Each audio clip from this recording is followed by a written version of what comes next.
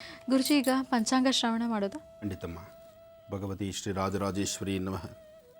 ಲಕ್ಷ್ಮೀನಾರಾಯಣಾಭ್ಯನ್ಮಃ, ವಾಣಿ ವಿಶ್ವನಾಥಾಭ್ಯನ್ಮಃ, ಶುಚಿ ಪುರಂದರಾಭ್ಯನ್ಮಃ, ಅರುಂಧತಿ ವಸಿಷ್ಠಾಭ್ಯನ್ಮಃ, ಸೀತಾರಾಮಾಭ್ಯ ನಮಃ, ಲಕ್ಷ್ಮೀ ವೆಂಕಟೇಶ್ವರಾಯ ನಮಃ, ಲಕ್ಷ್ಮೀ ನಾರಸಿಂಹಾಯ ನಮಃ. ಭಗವಂತ ಕಾಪಾಡಪ್ಪ. ಓಂ ನಮಃ ಶಿವಾಯ.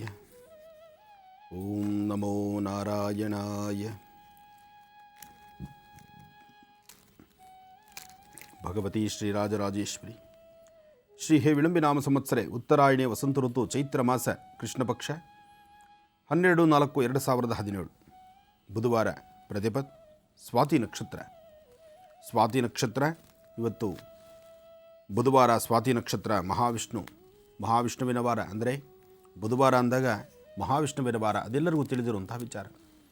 ಸ್ವಾಮಿಗೆ ಮಹಾವಿಷ್ಣುವಿಗೆ ಒಂದೆರಡು ತುಳಸಿ ದಳದಿಂದ ಪ್ರಾರ್ಥನೆ ಮಾಡಿ ನಿತ್ಯ ಕರ್ಮಾನುಷ್ಠಾನಗಳನ್ನು, ಪ್ರತಿನಿತ್ಯದ ಕಾಯಕಕ್ಕಾಗಿ, ಜೀವನೋಪಾಯಕ್ಕಾಗಿ ಮಾಡುವಂತಹ ಕೈಂಕರ್ಯಗಳನ್ನು ಕ್ರಮಬದ್ಧವಾಗಿ ಮಾಡಿ ಪ್ರತಿದಿನಕ್ಕೂ ಇವತ್ತಿಗೂ ಒಂದಷ್ಟು ವಿಶೇಷತೆಗಳನ್ನು ನೋಡಬೇಕಾದಂತಹ ದಿನ.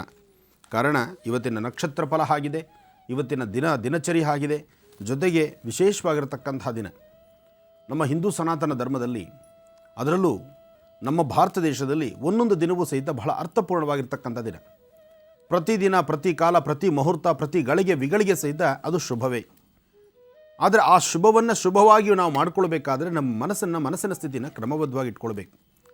ಸಾಧ್ಯವಾದಷ್ಟು ಎಲ್ಲ ಕಾಲಗಳಲ್ಲೂ ಸಹಿತ ಪಾಸಿಟಿವ್ ಆಗಿ ಚಿಂತನೆ ಮಾಡಬೇಕು. ಒಳ್ಳೆಯದಾಗಲಿ ಎಂಬತಕ್ಕಂತಹ ಆ ಒಳ್ಳೆಯದಾಗಲಿ ಅಂತಕ್ಕಂತಹ ಮಾತನ್ನೇ ಹೇಳಬೇಕು.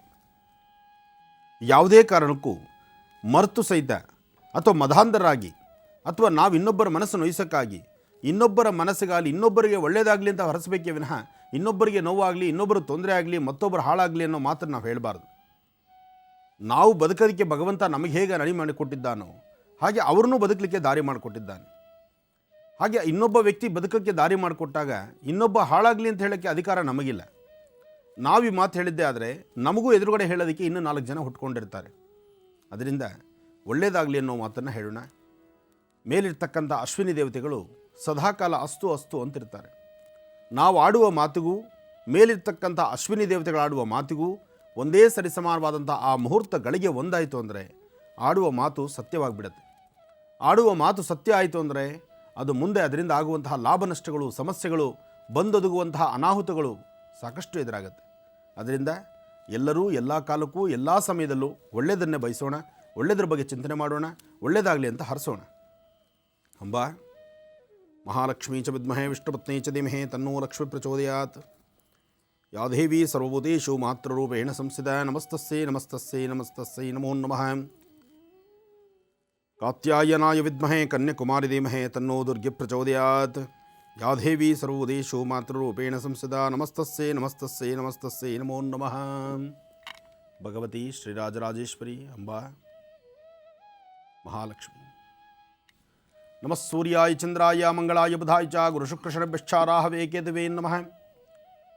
ಓಂ ನಮಃ ಶಿವಾಯ.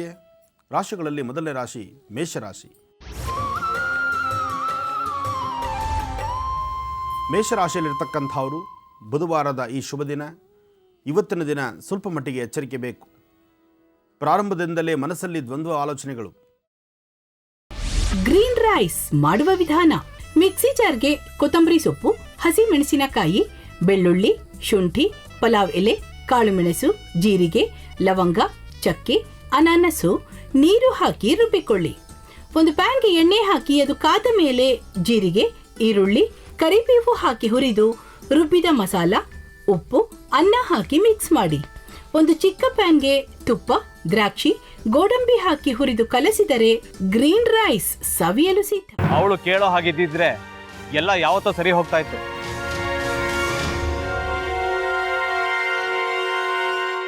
ಅದಕ್ಕೆ ನೀವಾದ್ರೂ ಏನು? ನಾನಾದ್ರೂ ಏನತ್ತೆ? ಅವಳ ಹತ್ರ ಬಂದು ನೀನ್ ಸೋಲೋದ್ ಬೇಡ, ನಾನೇ ಸೋಲ್ತೀನಿ, ನೀನ್ ನಮ್ಮ ತಂದೆಗೆ ಅವಮಾನ ಮಾಡಿದ್ರು ಪರವಾಗಿಲ್ಲ, ದಯವಿಟ್ಟು ಮನೆಗೆ ಬಾ ಅಂತ ಬೇಡ್ಕೋಬೇಕಾ? ಹಾಗೆಲ್ಲ ಅಳಿ ಅಂದ್ರೆ ಸಂಸಾರ ಅಂದ್ಮೇಲೆ ಇಂಥದೆಲ್ಲ ಏನಾದ್ರೂ ಒಂದು ಇದ್ದೇ ಇರುತ್ತೆ. ಹೋರಾಟ ಮಾಡಿದ್ಲು.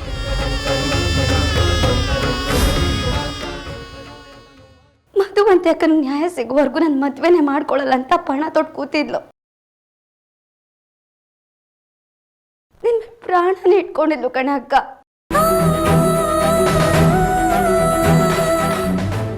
ಅವಳು ಮೈ ಮೇಲೆ ನೀನು ಸೇರ್ಕೊಂಡು ಅವಳ ಸಂಸಾರನ ಹಾಳು ಮಾಡ್ತಿದ್ಯಲ್ಲೇ.